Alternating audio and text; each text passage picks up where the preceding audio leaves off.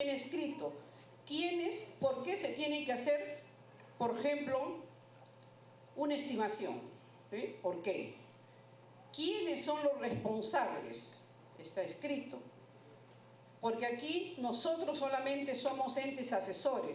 Los que tienen que actuar, ejecutar, hacer las acciones son los gobiernos regionales, los gobiernos locales y los gobiernos distritales. Para esto existen los lineamientos donde está escrito todo lo que se tiene que hacer para los diferentes procesos como para los diferentes componentes. Estos son los instrumentos técnicos normativos, ¿no? Por ejemplo, tenemos una guía para formular un informe de evaluación del riesgo, impacto, asimismo una guía metodológica para elaborar un plan de prevención. Eso es un instrumento clave para los gobiernos regionales y locales. Hay una guía cómo se elabora un estudio socioeconómico, cultural y ambiental para el asentamiento poblacional. Y así como todos estos escritos, está escrito, por ejemplo, y publicado en la página web de CENPRED. La siguiente. Hay instrumentos técnicos normativos, por ejemplo, como le dije, el manual.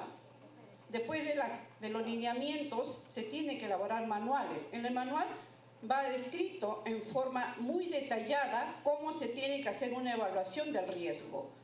Y ahí va escrito también que no solamente lo tiene que hacer una persona, sino tiene que trabajar con los entes técnicos científicos. Si quiero analizar, por ejemplo, el caso de la lluvia, lógicamente el ente técnico científico que tiene que estar ahí tiene que ser CENAMI, ¿no? Se trabaja en forma conjunta. Esos manuales están hechos para cada peligro. Los peligros son diferentes. Los peligros afectan en diferentes partes del Perú de diferente manera. Estoy hablando de peligro, todavía no de riesgo. La siguiente. Hay otros instrumentos técnicos que son directivas, en donde está escrito cómo lo deben de hacer también cumplimiento directiva, por ejemplo, para sancionar a las personas. Por ejemplo, hay inspectores que hacen pues de edificaciones seguras. Aquellos que no cumplan los requisitos, hay una sanción, hay directiva que sanciona si no se ha cumplido primeramente los requisitos para ser un inspector como debe estar clasificado. Hay otras directivas, por ejemplo, también para poder ir a un local y si no cumple las normas establecidas, también se le sanciona. Esos son directivas. La siguiente, por favor. Hay los lineamientos que también los hemos mostrado, son lineamientos de implementación para reconstrucción, para incorporar gestión prospectiva y correctiva, para incorporar la gestión prospectiva y correctiva en los presupuestos participativos. Todos son lineamientos, pautas que se dan. La siguiente, por favor. Hay un sistema integrado de información CIDE, por ejemplo, este es el último que se ha hecho en el mes de julio. Usted puede ingresar a este sistema y puede saber quiénes son los inspectores técnicos acreditados, quiénes son los evaluadores de riesgo acreditados. No cualquier profesional puede hacer una evaluación de riesgo, tiene que estar acreditado, porque hacer una evaluación del riesgo no es decir solamente llovió, por lo tanto esta zona está con mayor o menor riesgo. El de llover, hay que mirar si esa lluvia, muy bien, como dice, cuando llueve moja todo, muy bien, pero no todos tienen la misma infraestructura en su casa, no todos están ubicados en una zona plana, unos están en laderas, otros están a cauce de un río. Entonces todo eso se tiene que evaluar. Cuando se evalúa tanto el peligro que es la lluvia y la vulnerabilidad, cómo está ubicada esa casa, qué tipo de construcción tiene esa casa, se hace recién lo que se llama el riesgo, para decir quién tiene mayor riesgo o menor para darle las medidas adecuadas. La siguiente.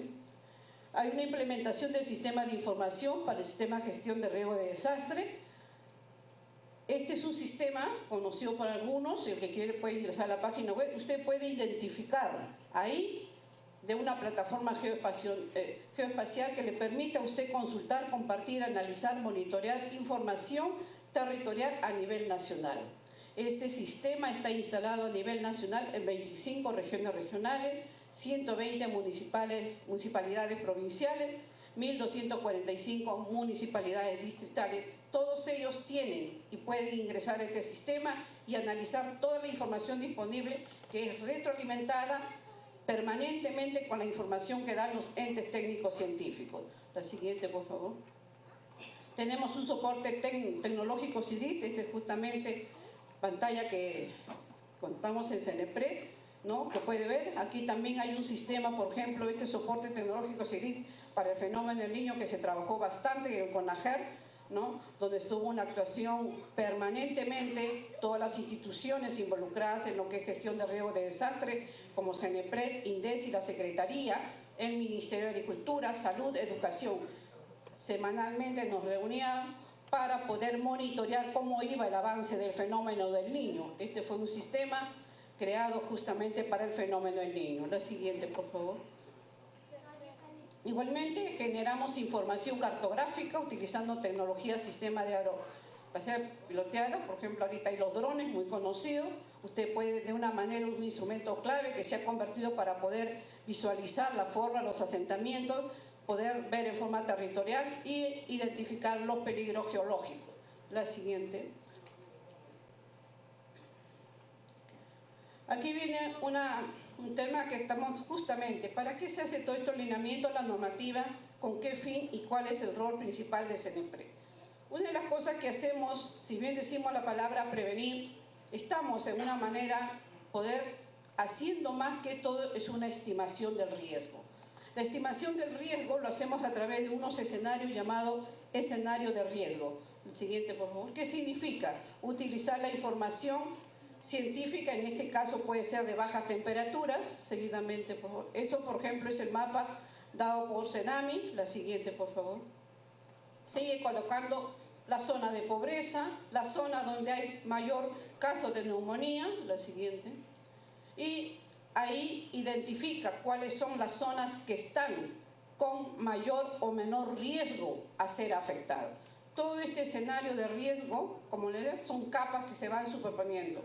No es suficiente decir, hay bajas temperaturas, por lo tanto esta zona está con riesgo alto. Hay que considerar diferentes variables, lo que se llama el estudio de la vulnerabilidad. La siguiente. Ese mapa, añadido con otros, por ejemplo, indicadores socioeconómicos, la siguiente. Tenemos el mapa de pobreza, tasa de neumonía, de pobreza, ¿no? Nutrición crónica. La siguiente, por favor. Tenemos muchos indicadores que nos va a ayudar a identificar cuáles son las zonas que están con mayor o menor riesgo. La siguiente, por favor. Se hace una evaluación con una matriz de peligro y vulnerabilidad. Ahí ingresa los datos de lluvia y los datos de vulnerabilidad. Hay vulnerabilidad social, física, económica y ambiental. Hay que considerar quiénes son más frágiles. Los niños menores de 5 años, personas mayores de 65 años. Hay que considerar también qué zonas tienen mayor capacidad o han sido fortalecidos con capacitaciones. De una manera va a ayudar a reducir la vulnerabilidad.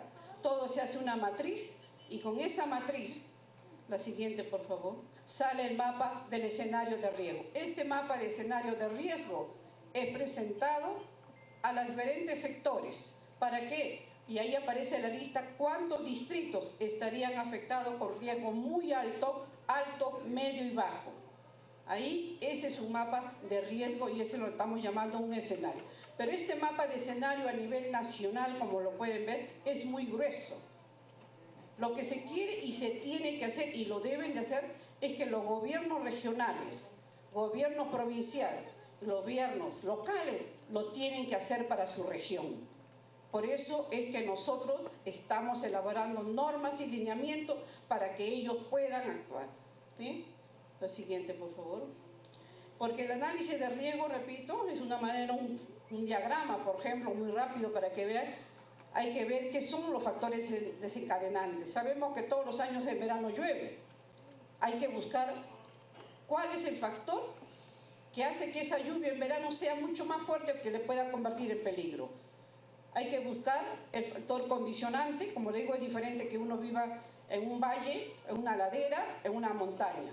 Pero todo eso se hace justamente que permite hallar la susceptibilidad, los parámetros de evaluación que lo hace la entidad técnica científica. Con esa manera nosotros podemos identificar o caracterizar el peligro. Y así como se hace el peligro, se tiene que entrar a la vulnerabilidad, analizar la dimensión social, económica, ambiental, física también, y cada una de ellas la fragilidad y la resiliencia. La fragilidad, me estoy refiriendo, por ejemplo, ¿quiénes son más frágiles? Niños menores de 5 años, personas mayores de 5. Y la resiliencia va, ¿quién ha sido capacitado? Lógicamente, el que ha sido capacitado será menos vulnerable a aquel que no ha sido capacitado. Todo esto permite hacer un mapa o un análisis de vulnerabilidad. Los dos, peligro y vulnerabilidad, nos permite hacer el cálculo del riesgo. Por eso esta es una tarea muy certificada, lo que se está preparando evaluadores de riesgo propiamente para que se puedan hacer propiamente un análisis de riesgo. La siguiente, por favor. ¿Y para qué se hace? Nos permite, por ejemplo, ese escenario de riesgo, una evaluación de riesgo, nos ha permitido, por ejemplo, hacer un análisis para el volcán Ubina, decir qué zona está afectada, por ejemplo, con ceniza o con detritos, por humos. ¿Quién? Cada uno es afectado, es diferente. Hacer un análisis, una evaluación de riesgo nos va a permitir identificar. ¿Para qué? Para poder decir, bueno, esta zona necesita ser reubicada o no. Asimismo, se ha trabajado para flujo de detrito, por ejemplo, para Chosica. Esa es una evaluación del riesgo que se hace de forma bien localizada. Igualmente, para el sismo de Paruro que sucedió en el Cusco. La siguiente, por favor. Hay un Centro Nacional de Operaciones e Información de CENEPRED, que este año ha sido estructurada, que nos permite tener permanentemente un monitoreo de todos los fenómenos que ocurren en nuestro territorio nacional y poder contribuir de una manera a la vigilancia de estos peligros. La siguiente. Hacemos cursos de capacitación, de fortalecimiento y capacidades en la gestión prospectiva y correctiva. Se ha capacitado pues a las 25 gobiernos regionales, 2.310 funcionarios capacitados, gobiernos regionales 4, 137 total de funcionarios capacitados. La siguiente. Hay un diseño de curso para la formación de evaluadores de riesgo e inspectores técnicos. La siguiente. Nosotros como CENEPRED, como le decíamos, somos una institución aparentemente nueva con 5 años. Solamente tenemos 3 puntos de enlace, que es justamente que está en Piura, uno en Cusco y la otra en Tacna. Por lo tanto, con esos 3 enlaces estamos permanentemente capacitando a todos los que están en esa región, todos los que están de verde, están constantemente capacitados debido a esos 3 puntos de enlace. La siguiente, por favor. ¿No? Asistencia técnica en los comités multisectorial para un reasentamiento poblacional, ¿no? Hemos hecho, por ejemplo, esa asistencia en zonas de San Martín, que constantemente es afectada por inundaciones, en Cajamarca, en Ancash, Lima, por lo de Chosica, aquí en Tacna y en Huancavelica, que es una zona altamente susceptible a movimiento en masa. La siguiente, por favor.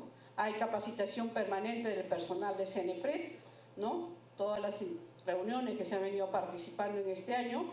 La siguiente, por favor. Capacitación personal al mismo personal de CENEPRED para que todos estemos uniformizados en criterios, en términos, ¿no? Es importante, ¿no? Trabajamos en forma conjunta, siempre con una visión de incentivar la cultura de la prevención. La siguiente, por favor. Hacemos constantemente la difusión del personal, justamente saliendo a nivel nacional, siempre enfocado en todos estos temas en la cual les estoy transmitiendo. La siguiente. Hay una propuesta, por ejemplo, de reglamento de inspecciones técnicas de seguridad en edificación. Estamos muy avanzados en esto para poder decir qué local cumple los requisitos y puede funcionar. Eso es un avance muy importante que se ha dado en este momento, ¿no? Se está trabajando bastante con la Secretaría de Consejo, Gestión de Riesgo, para poder hacer con respecto al reglamento de la ley 1200. La siguiente, por favor. Hacemos asesoramiento para un probable proceso de reconstrucción. Por ejemplo, hemos participado a último en Cayoma, en Arequipa, a raíz del sismo, porque hay que hacer pues un proceso de reconstrucción, ver qué zona probablemente debe ser reubicada o no, pero para eso hay que hacer un análisis de riesgo. La siguiente, por favor. Hay un sistema de información de monitoreo, seguimiento, evaluación constantemente que permite el monitoreo, el seguimiento y evaluación de la implementación de la política y el Plan Nacional de Gestión de Riesgo de Desastre, ¿no? Tenemos que estar monitoreando si se está cumpliendo, por ejemplo, en cuanto a los lineamientos, a los decretos, si es que se han establecido, por ejemplo, que se tome una acción. Eso es constantemente lo que hacemos para poder decir en dónde hay que corregir, en dónde hay que retroalimentar o en dónde hay que mejorar. La siguiente, por favor. Hay un acompañamiento y monitoreo de los casos de reducción de riesgo de desastre. Se está trabajando bastante, por ejemplo, en Cusco, a raíz del sismo que hubo. También en Daray, en Cusco también, y en Suriti. En la región de Cusco es una de las regiones que está constantemente, por ejemplo, invita a CENEPRED para poder actualizar, mejorar en los diferentes ámbitos. Ahora último, por ejemplo, están bastante en lo que es inspecciones técnicas para seguridad en edificaciones. La siguiente. Eso es lo que yo le puedo transmitir como nombre de CENEPRED. Muchas gracias.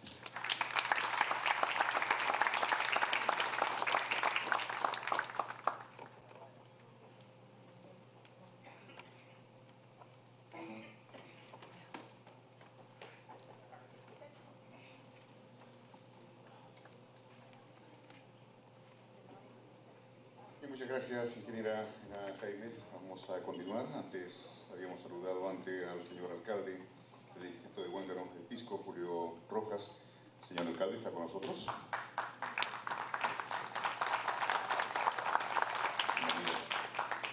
También saludamos la presencia de alumnos presentes que están siguiendo atentamente la exposición de cada uno de los especialistas. No se están perdiendo ningún detalle. Gracias, jóvenes estudiantes, por participar en estos eventos que son muy importantes para la prevención y el cuidado y la integridad física de cada uno de ustedes y de sus familiares. Vamos seguidamente a recibir al doctor Hernando Tavera, el director de Ciencias de la Tierra Sólida del Instituto Geofísico del Perú. El tema para su exposición es monitoreo de sismos en el Perú. Doctor Hernando Tavera, por favor. Les recordamos, por favor, a los señores expositores el tiempo. Gracias, ingeniera Jaime, fue precisa con el tiempo. 18, 15, 18, 20 minutos.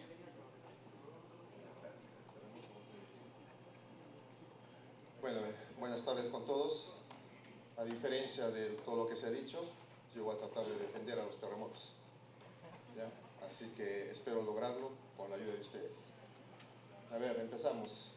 Primera imagen. Al fondo ustedes tienen todo lo que viene a ser Lima, con edificios de 15, 20 pisos, todos construidos posiblemente con la norma actual que rige al país, ¿no? Por lo tanto, si ocurre un evento sísmico, probablemente no tengamos ningún tipo de daño en estas estructuras. Pero si miramos todas las viviendas que están aquí en la parte del delante, de frente de ustedes, que corresponden a los distritos que en Lima crecieron después del año 74, ¿no? Fíjense el tipo de estructura de estas viviendas. Yo creo que ya tenemos una idea de lo que puede pasar si ocurriera un sismo importante en Lima. No necesitamos ser ni ingenieros civiles, ni arquitectos, ni sismólogos para entender cuál es la realidad en la cual se encuentra, por ejemplo, de acuerdo a esta imagen, la ciudad de Lima. Un ejemplo clásico, el terremoto del Ecuador. Tenemos aquí un edificio de 4 pisos, ¿no? En el primer piso han sacado lo que llamamos un alero o una pestaña y han puesto 3 pisos más. Cuando ocurre el sismo, simplemente el primer piso termina aplastado. ¿Por qué? Porque probablemente el dueño puso estos 3 pisos sin ningún tipo de ayuda técnica ni orientación. Simplemente levantó estos 3 niveles y al final cae el edificio. ¿Dónde están las personas que han perdido la vida? En el primer piso. ¿Quién tiene la culpa? ¿El sismo? No, señores. El problema tiene la persona que hizo ese tipo de diseño en la estructura. Entonces ya tengo un punto a favor. El sismo no tiene la culpa de nada. Este terremoto es un terremoto de Nepal que ocurrió en la India. El terremoto del Ecuador ocurrió a las 6:45 más o menos de la tarde, similar al terremoto de Pisco de 2007. Por lo tanto, no se sabía nada inmediatamente después del terremoto. Todo lo que ocurrió nos enteramos al día siguiente. La cantidad de muertos, el desastre, etc. En este caso, este terremoto de Nepal ocurrió cerca de las 3 de la tarde. Por lo tanto, una hora después que ocurrió el terremoto, se dijo que habían aproximadamente 200 muertos. ¿Ya? El terremoto solamente duró 60 segundos y una hora después se sabía que había 200 muertos. 30 días después los muertos aumentaron a 9.600. Si el terremoto solamente duró 60 segundos, ¿por qué 30 días después había tanto muerto? Porque todos salían de los escombros. ¿Culpa del terremoto? No, señores. Esto ya lo han mencionado, Cinturón de Fuego del Pacífico, considera todos los países que bordean el Océano Pacífico, la zona de color amarillo. Ya se dijo que ahí cada segundo, cada minuto está ocurriendo un sismo de magnitud 3, magnitud 4, magnitud 5, magnitud 6. Pero obviamente esos sismos, como a nosotros en nuestro país ocurre a cada momento, no son tan importantes. Nos interesan los sismos de 8, los sismos de 8,5, los de 9, eso nos interesa. ¿Dónde ocurren? Donde están las líneas de color rojo. Por lo tanto, en el Perú, en Chile, siempre van a ocurrir estos sismos. Eso tenemos que acostumbrarnos, de acuerdo a nuestra historia, que en algún momento en el tiempo vamos a ser afectados por un sismo de estas características. ¿Cuál es el culpable de todo esto? Aquí ustedes tienen acá unas líneas de color rojo que están dando la vuelta. Se entiende que en el centro de la Tierra las temperaturas son por encima de los 5.000 grados centígrados y todo lo que está alrededor es líquido. Y conforme yo me acerco a la superficie, ese material líquido comienza a endurecerse y forma los continentes, forma este suelo donde estamos en este momento nosotros habitando. ¿Ya? En el Océano Pacífico, ese material caliente que sale simplemente rompe el fondo oceánico y empuja la placa oceánica hacia el lado derecho de ustedes. Por el otro lado, en la parte de Brasil, la placa también es empujada hacia el mar y se produce un choque frontal de las dos placas. Debido a este choque frontal es que se producen todos los sismos aquí en el frente de nuestra costa. Ustedes imagínense, antes que estas placas choquen, la placa donde vivimos nosotros era plana, la placa oceánica era plana.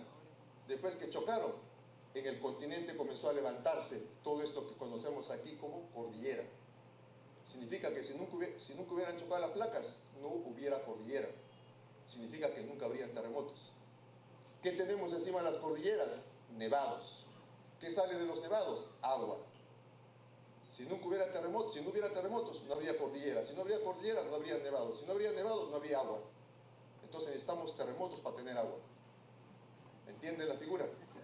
Es un proceso que es necesario para el país. Entonces, si no queremos tener terremotos, en 50.000 años desaparece la cordillera y desaparece el agua. Entonces, es mejor que ocurran terremotos. ¿De acuerdo? Bien. Este es el terremoto de Chile del 2010. El terremoto empezó en ese puntito rojo y todo lo que vemos luces es la manera como la energía se ha liberado en el contacto de esas dos placas. ¿Cuánto de área ha participado en esa ruptura? 450 kilómetros paralelo a la costa. Significa que si un día un terremoto como este ocurre frente al Callao, 250 para arriba, 250 kilómetros para abajo, tenemos desde Casma hasta Pisco, que toda esa zona se va a sacudir. ¿Cuánto duró el proceso de movimiento de las placas? Si ustedes miran en la parte, bueno, no se logra ver, pero duró 150 segundos. Es cuando ustedes golpean la campana, y la campana sigue y sigue y sigue. Cuando en estos 150 segundos la tierra es golpeada y comienza a sacudirse la tierra. La pregunta es, si eso ocurre ahí, aquí donde ustedes están sentados, ¿cuánto tiempo se va a mover el suelo? ¿No? Solamente multipliquemos por 2 nada más. 150 por 2, 300 segundos. 300 segundos entre 60, 5 minutos moviéndose el piso debajo de vuestros pies. Primera pregunta, ¿nuestras casas soportarán ese tiempo de sacudimiento? Segunda pregunta, ¿este edificio soportará 5 minutos de sacudimiento? Yo tengo que apurarme por si acaso, por si ocurre el sismo. Entonces, con esa idea hay que entender que realmente los grandes sismos tienen grandes tiempos de duración y ese tiempo de duración es lo que las estructuras colapsan. El terremoto de Pisco, simplemente las estructuras han colapsado porque han estado demasiado tiempo al sacudimiento del suelo. La gente de Pisco, pregúntenle a ustedes, para ellos esos escasos 3-4 minutos ha sido una eternidad. Cada vez que hay un terremoto grande como el de Pisco, como el de Chile, como el de Japón, el continente se mueve. Solo les he puesto el ejemplo de Chile. La ciudad de Concepción se ha movido 3 metros hacia el mar con un sismo de 8.8. El terremoto de Arequipa en 2001, la zona de Arequipa se ha movido medio metro hacia el mar. Terremoto de Pisco 2007, la zona de Paracas se ha movido 2,5 metros hacia el mar. Terremoto de Japón, 2,5 metros hacia el mar. Cada vez que hay un terremoto grande, el continente avanza. Y luego les voy a explicar por qué es que avanza. Uno de los tsunamis más importantes que ha ocurrido hoy en día es el tsunami de Japón. Terremoto cercano a 9. Si ustedes se dan cuenta, alrededor de la isla de Japón, todas las viviendas son prefabricados, porque saben que hay tsunamis. Y todas las zonas pobladas tienen muros de contención. Si usan la imaginación, aquí tienen el muro de contención, que no pudo evitar que pase el tsunami, pero sí dio tiempo a que la población pueda evacuar, ¿no? Algo muy importante. En el caso del terremoto de Japón, los edificios no colapsaron, por lo tanto no hubo muerte, personas que murieron por el colapso de viviendas. Las 20.000 personas murieron por el tsunami. Una cosa interesante, esta es una bahía, aquí tenemos la playa, esta pared que ven ustedes aquí tiene 2,5 metros de altura. Está protegiendo a un poblado que está detrás de ese muro. 50 metros más allá de ese muro, este letrero estuvo de pie. Y aquí dice zona de peligro de tsunamis. Y hay un mapa. Este letrero está en esta zona roja. Y según esto, donde está el letrero, el tsunami solamente debe avanzar 700 metros, nada más, según el estudio técnico. Cuando ocurrió el tsunami, avanzó 4 kilómetros y arrasó completamente todo el poblado que está ahí. Primera pregunta, ¿qué distritos, qué poblados nuestros están al nivel de la playa? Entonces hay que ir pensando. La bahía, aquí por ejemplo, ya pasó el terremoto, ya pasó el tsunami, es otra bahía que está muy cercana a la anterior. Esta pared tiene 6 metros de altura. Ustedes se dan cuenta que hay autos que están flotando ahí en el agua. Pasan las horas, ¿no? El agua se va llenando. Un par de yates que quieren pasar, ya pasaron los yates. Sigue y la pared desaparece. Si yo tuviera una casa de un piso, está debajo del agua. Pasan las horas, la mar se recoge y queda en la noche más o menos este escenario. 3 meses después del terremoto,